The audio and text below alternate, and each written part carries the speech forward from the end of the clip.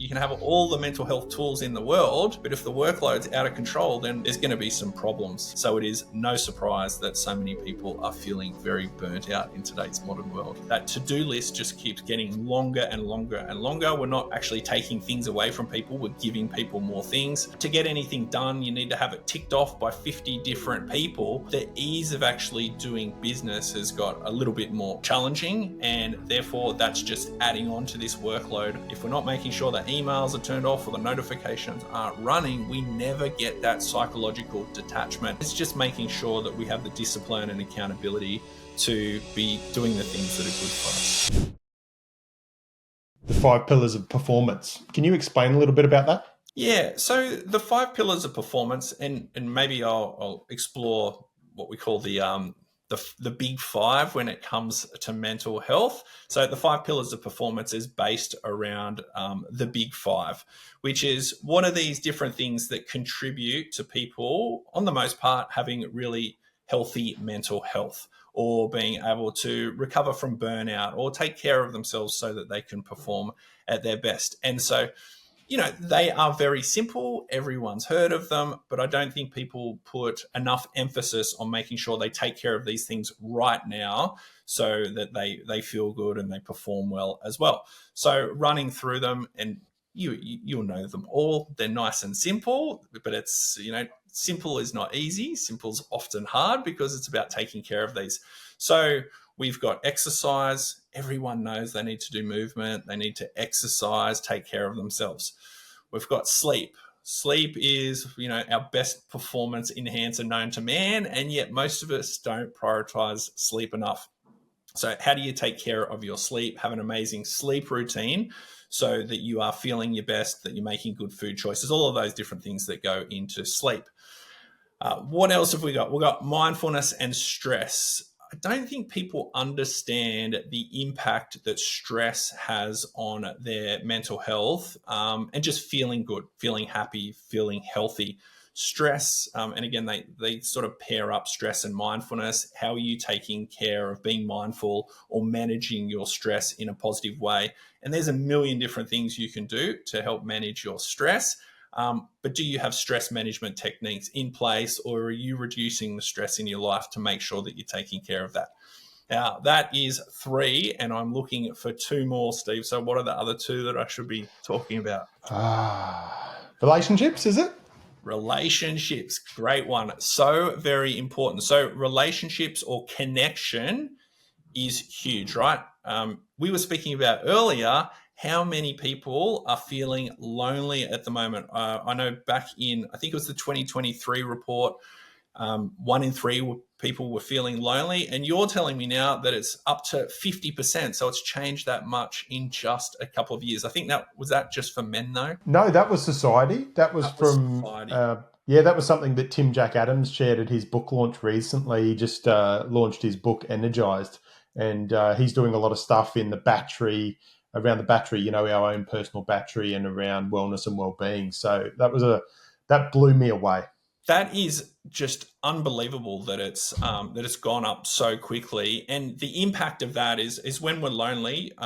It's been shown, and this comes out of that State of the Nation report, that people are more likely to have anxiety, they're more likely to have a social media addiction, and I think their well-being reduces by like 5 times simply by being lonely. So it's a huge thing that's going to impact all of us. So it's about taking care of that. And then we are missing one more: simple nutrition, right? Yeah. So making sure that we are eating the right foods. So, we all know that we need to eat healthier, and it doesn't matter what type of diet you choose. Maybe it's the Mediterranean, maybe it's keto, or that's going to be very hard to stay on. But, whatever it is, making sure that you're fueling your body with the right fuels is going to make sure that you are feeling a lot better and that you're performing a lot better as well. Making sure that you getting enough of those good different types of diversity to make sure your gut bacteria is flourishing, rather than killing it with the ultra high processed foods that we tend to eat in today's modern society.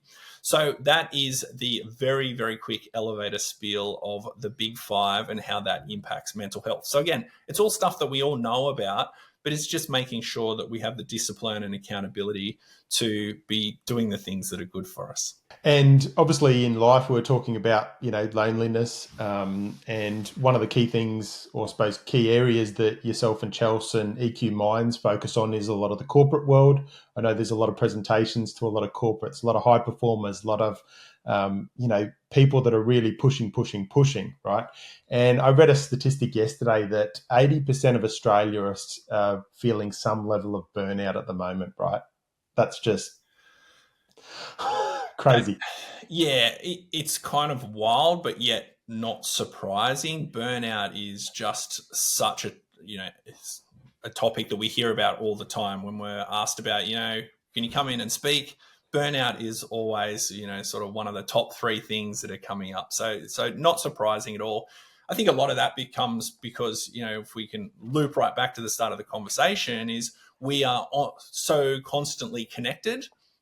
We're constantly on, right? It used to be that once work was finished. But for lots of people, work doesn't ever finish because they've got that mobile phone, they take it home and they check their emails and they jump on late at night and they're doing work and they never really feel that they get that detachment from work.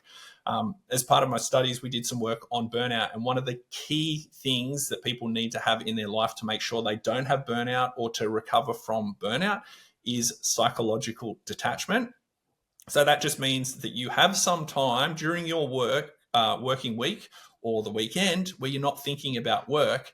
And unfortunately, the mobile phone now is sort of taking that privilege away from us. So if we're not turning it off, if we're not making sure that emails are turned off or the notifications aren't running, we never get that psychological detachment.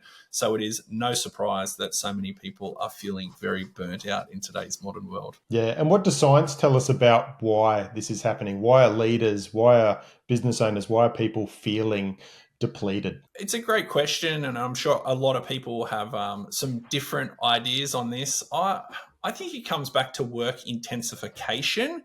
So this is sort of this, I guess it's a word that's been thrown around on social media a little bit, but basically what it means is people are being asked to do more things or have more tasks, so that to-do list just keeps getting longer and longer and longer. We're not actually taking things away from people, we're giving people more things. I think, and maybe this relates to the corporate world a little bit more, but there's probably more bureaucracy. There's more people involved in decisions. It seems like to get anything done, you need to have it ticked off by 50 different people. So the ease of actually doing business has got a little bit more challenging, and therefore that's just adding on to this workload of people. And then I think the other thing is there's just more emotions at work. Psychological safety and the different rules that have come into place around that is people, and especially managers, are being asked to sort of deal with a lot more, whether that's people's emotions or being at least aware. It used to be you came to work, you did your job. Now it's like the whole person's coming to work, and you as a manager, it's your job to manage that whole thing. And if they're not feeling great, that means often that's passing on to everyone as well. So this whole work intensification is really causing, it's brewing, and I don't really know where it's going to end up, because some changes definitely we need some sort of kill switches in there to make sure that people are taking care of themselves, because it seems to just be getting worse and worse and worse.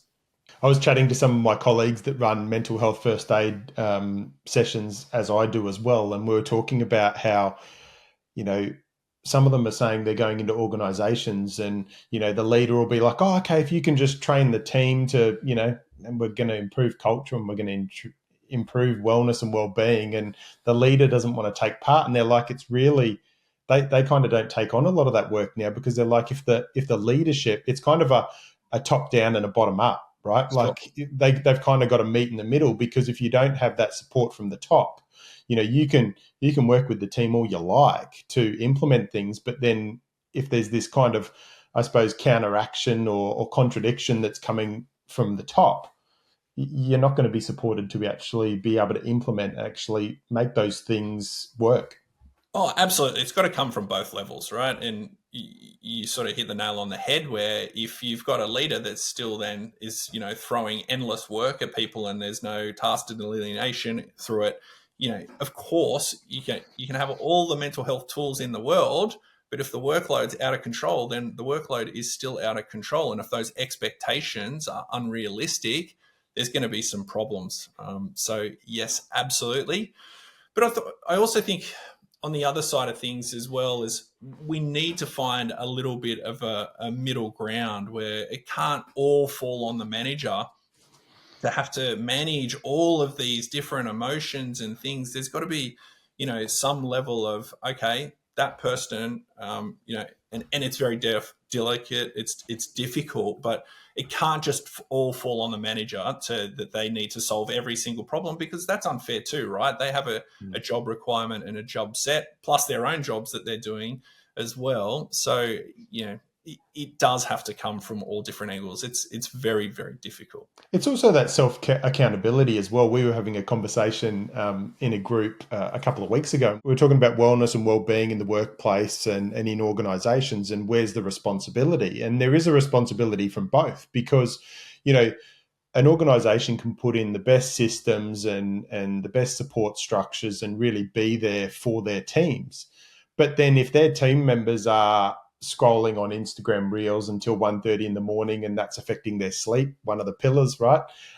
If they're not exercising, if they're not going to the gym, if they're not working on some of these things themselves, well, then, they're not going to be able to show up as their best part, but, their best version in their role, in their team, and in the environment that they, work in.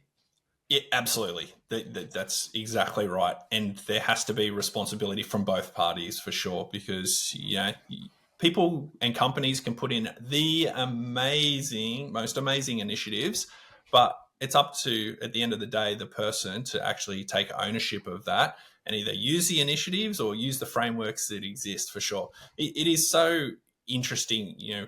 People will often complain and say, oh, our company doesn't do anything for us. And then the company's like, well, we've actually got these 50 different initiatives and, hardly anyone's taking them up. Like, what are we supposed to do? Like, we can't walk them to the gym and say, you need to go in here. The free gym membership's there. The people need to take that opportunity and utilize it. And you can actually exercise without a gym membership. You can exercise for free. I know, it's really weird that you can actually walk outside without your phone and it will make you feel so much better. Who would have thought, eh? Who would have thought?